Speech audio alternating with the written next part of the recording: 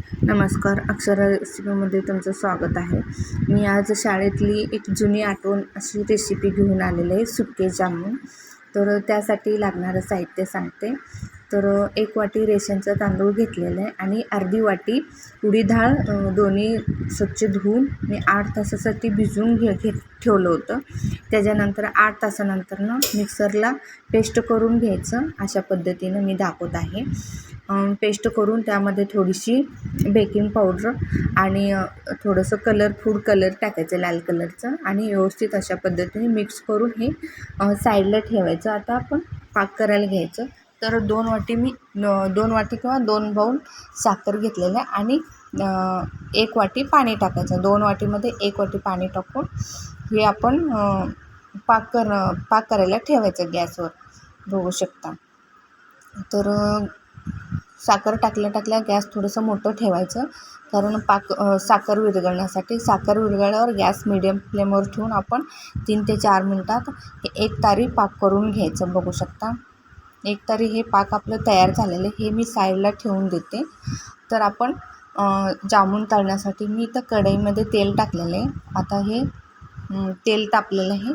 तर छोटे छोटे गोळे टाकायचं आणि छानपैकी आपण हे तळून घेणार आहे सुके जामून. बघा, थोडंसं बेकिंग पावडर टाकल्यामुळं खूप छान फुगतात पण, आणि एकदम मऊसूत आपलं हे जामून तयार होते, बघू शकता. सर्व माझं हे जामून पाडून झालेलं आहे. तर हे आलटून पलटून 2-3 वेळा आपण छानपैकी तळून घ्यायचं आणि हे तळलेलं आपण एक कोऱ्या पेपरवर काढायचं. कोऱ्या म्हणजे व्हाईट किंवा आपलं हे जे पेपर असते त्या पेपरमध्ये काढून घ्यायचं, बघू शकता. मी साईडला काढून ठेवलेले. कलर पण किती छान आलेले बघा. आता परत एकदा जामून पाडून दाखवत आहे हे तेलामध्ये, बघू शकता. तेल तापलं असल्यामुळं थोडंसं आता बारीक गॅस ठेवून सर्व जामून पाडून घ्यायचं. बघा, अशा पद्धतीनं उलटून पलटून 2-3 वेळा छानपैकी आपण हे तळून घ्यायचं जामून. बघा, गॅस एकदम मोठं ठेवायचा नाही, नाहीतर करपण्याची शक्यता असते. मीडियम फ्लेमवर आपण हे तळून घ्यायचं. बघा,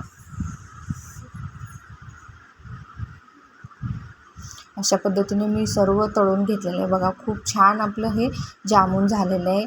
आणि पाक थंड असल्यामुळं ते जामून गरम ठेवायचं, गरम टाकायचं त्याच्यामध्ये. बघा, अशा पद्धतीने वर खाली करून आपण हे जामून पाकामध्ये टाकून घ्यायचं. बघा, आणि मी थोडंसं साखर वरनं टाकलेलं आहे, किंवा तुम्ही पिठी साखर पण त्याच्यावर टाकू शकता. बघा, खूप छान आपलं हे रेसिपी झालेलं आहे. व्हिडिओ आवडल्यास लाईक करा, सबस्क्राईब करा. व्हिडिओ पाहिल्याबद्दल सर्वांना मनापासून धन्यवाद.